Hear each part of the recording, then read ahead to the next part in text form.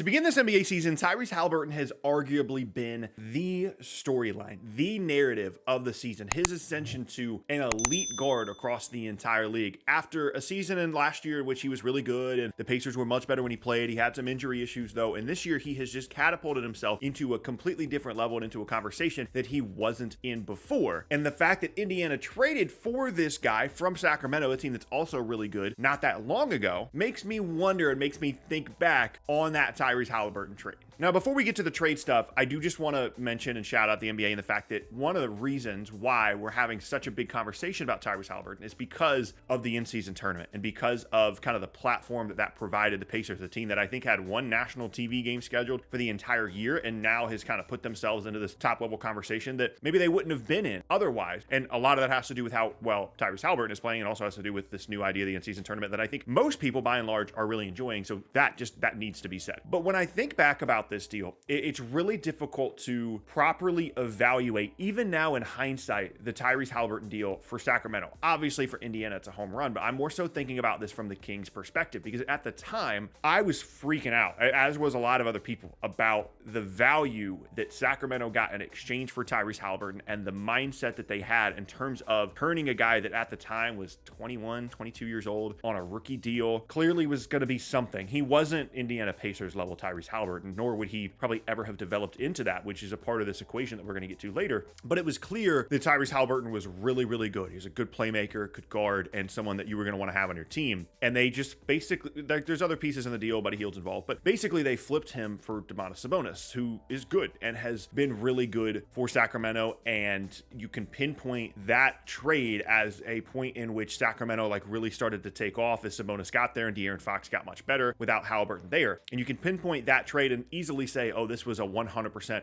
win-win, obviously for Indiana, and then of course for Sacramento as well. But my issue with the trade at the time was Sabonis he wasn't old, but he was older than Haliburton when you think about value, when you think about those years that you're giving up in exchange for Haliburton, when you think about the expense of Sabonis compared to Haliburton, who was still on his rookie deal at the time, as well as I just would have rather had Haliburton, given how young he was, and see what he could develop into, rather than someone in Sabonis who's very good and helps them a lot offensively, but as a postseason defender presents a lot of challenges for your team. And so that was my issue with the trade at the time, and I didn't like it at all. I hated it. I hated the deal for Sacramento. I would have kept Haliburton 100 times out of 100, but it became difficult to make that argument because Sacramento, as I mentioned, became a really good basketball team. After trading away Tyrese Haliburton, they bring in Sabonis, and they're one of the better offenses in the league. Great story last year. Everybody loves Sacramento, right? But now I'm thinking about it. It has nothing to do with, how Sacramento is playing or anything. They're going to be good. Sacramento clearly is a good team, one of the better teams in the West, certainly one of the best offensive teams in the entire league, and a lot of that has to do with what Sabonis does, and they run a ton of stuff through him. And De'Aaron Fox's ascension to the player that he is now would have been much more difficult with Tyrese Haliburton still there. Having said that, I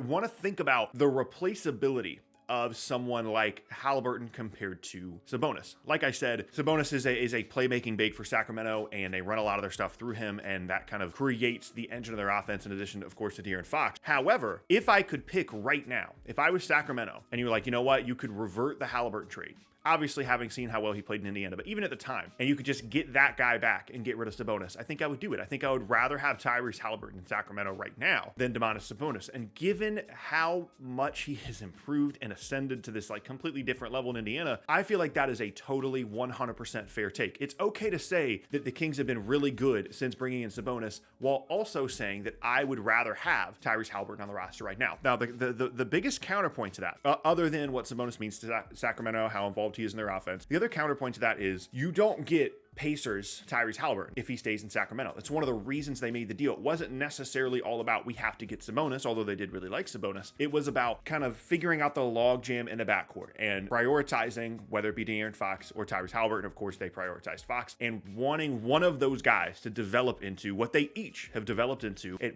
each of their different spots, right?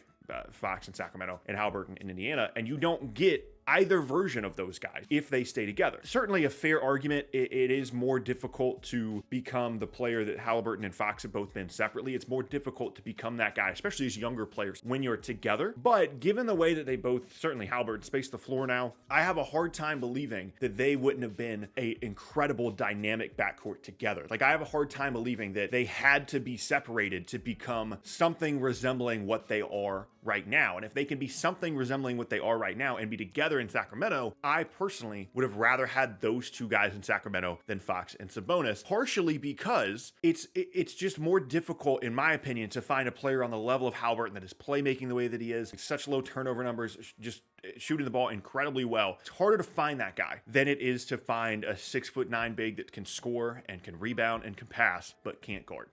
That's really what it comes down to. It comes down to which skill set, which player would I rather have? Would I rather have this dynamic backcourt creator that can fit really well alongside my other main guard, or would I rather have this all offense, very good yet flawed postseason player in Sabonis? Now, granted, we don't have an opportunity at this point to see what kind of postseason player Haliburton would be as the main guy, and maybe that will, help me better make this decision in the future. I'm just really curious. I don't know if I'm kind of alone on this island here of thinking that I would revert the trade right now. I'm curious what you guys have to say in the comments. If you had a choice and you were Sacramento right now and you could just revert the deal and say, you know what, Sabonis is going back to Indiana, we're getting Haliburton back, would you do it? I would. I would do it almost without hesitation, and I would actively try and find another big that I could play at the 5. And I think Haliburton and Fox together would work. Now, again, it's very easy to argue that they wouldn't have developed the way that they have if they were together, and they wouldn't have been as valuable together as they have been separately. Totally makes sense to me. I just would rather have those two guys. I feel like my ceiling would be higher with those two players. And so it's such a strange situation, because if you're on the same page as me, if you would revert the trade and you would rather have Haliburton in Sacramento, it's such a weird concept of a trade that clearly worked out so incredibly well for each team, because Indiana, had they kept Sabonis, would be remotely on the path that they are right now with Haliburton. It has helped them a ton with their future, has helped them figure out the direction of their team. And by the way, they're pretty good this year, at least when they're scoring the ball a ton. And for Sacramento, as I said, you can pinpoint that deal when they traded away Haliburton and got Sabonis as the point in which everything changed for their franchise, and they were one of the better teams in the league last year, and I fully expect them to be one of the better teams in the league this year as well. But it's so hard to look at those two situations and how the trade impacted both teams so positively, yet still say that one of the teams, in this case Sacramento, would have taken the trade back, especially for a team in Sacramento that does not have a lot of historical success here. And so it's hard to say that now that they have this team where they're really successful and they have Sabonis, it's hard to say, oh, well, yeah, now we're actually good, but I'd rather take the trade back and I'd rather have Haliburton. But I think the ceiling of their team would be higher. I think it's easier to replace Sabonis on your team than it is to replace Haliburton. And that's just where I'm at. And it's such an interesting dynamic. That's why I wanted to talk about it today, because obviously everybody's talking about Haliburton, how incredible he is. But I feel like nobody's talking about the fact that Sacramento had this guy and they chose De'Aaron Fox. And just to be clear, I'm not saying that De'Aaron Fox is bad, and I'm not saying that Haliburton is better than De'Aaron Fox. You can have that conversation if you want to. De'Aaron Fox is awesome, and he has become an incredible player since Haliburton left, and it doesn't have anything to do with trying to replace him with Haliburton or saying that they should have picked him. That's not what I'm saying at all. De'Aaron Fox is awesome, and I think he could still be awesome alongside Haliburton, as could Haliburton be alongside Fox. And part of me wishes we could have seen that, but the situation in Indiana now is perfect for him, because he gets to be the main guy, Fox gets to be the main guy, and everybody wins. It's just weird to think about that much of a win-win trade that one of the teams, probably, at least in my opinion, curious what you guys have to say, would take the trade back right now.